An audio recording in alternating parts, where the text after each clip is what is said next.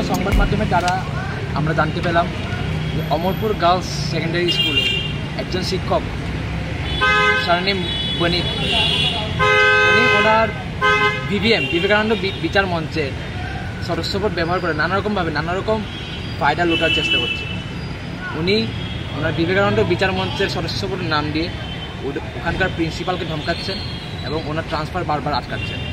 উনি একজন শিক্ষক হয়ে ছাত্রীদের কুপ্রস্তাব দেন এবং প্রচুর ছাত্রীরা ওনার নামে অভিযোগ, এবং সারপ্রাইজিং বিষয় যে উনি এখনও ওই গার্লস স্কুলের ভিতরেই রয়ে গেছেন। ওনার নামে নানা অভিযোগ, নানা গার্জেন থেকে অভিযোগ করে এসেছে, কিন্তু তবু ওখানে প্রিন্সিপাল কোনো অ্যাকশন নিতে পারে না, কারণ উনি ওনার বিবেকানন্দ বিচার মঞ্চের নাম দিয়ে নিজের প্রভাব জারি করে গেছে। উনি বলে খুব বড় নেতা।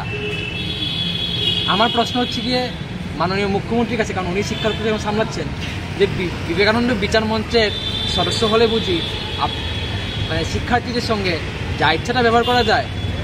বিবেকানন্দ বিচার মঞ্চের সদস্য হলে কি স্কুলে ড্রিঙ্ক বা মদ খেয়ে আসা যায়?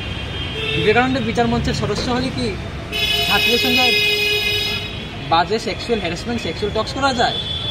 বিবেকানন্দ বিচার মঞ্চের সদস্য হলে কি প্রিন্সিপালকে ট্রান্সফার করানো যায়?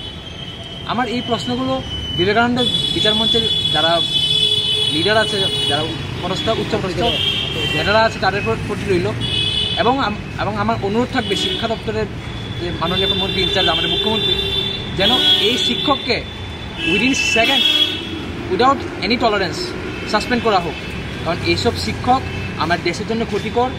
There should be zero tolerance against teachers those who are trying to politicize or sapronize the system of education in schools. He's trying to sapronize the education in that school, in that particular area. He's trying to molest students, girls, specific girls, with his power, with his influence. That's not right, that's not fair.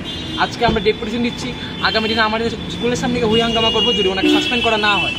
এর দায় প্রতিটি শিক্ষা দপ্তরের, যে কীভাবে একজন শিক্ষক একটা রাজনৈতিক দলের নাম দিয়ে কন্টিনিউ যা ইচ্ছাটা করে যাচ্ছে। প্রমাণ সহকারে আমাদের সব আছে, এবং নিউজ পেপারে উঠেছে, আপনারা দেখতে পাচ্ছেন নিউজ পেপারে লেখা আছে 2 গুণধর শিক্ষকের দৌলতে পড়াশোনার লাটে বিস্তর অভিযোগ থাকা সত্ত্বেও বহাল তবিয়তে চলছে নিজ কর্মকাণ্ড।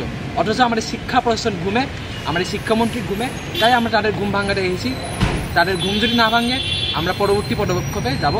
আর আমাদের মূল দাবি এই শিক্ষককে মানে আপনার ডিপার্টমেন্টাল ইনভেস্টিগেশন করে সাসপেন্ড করতে হবে।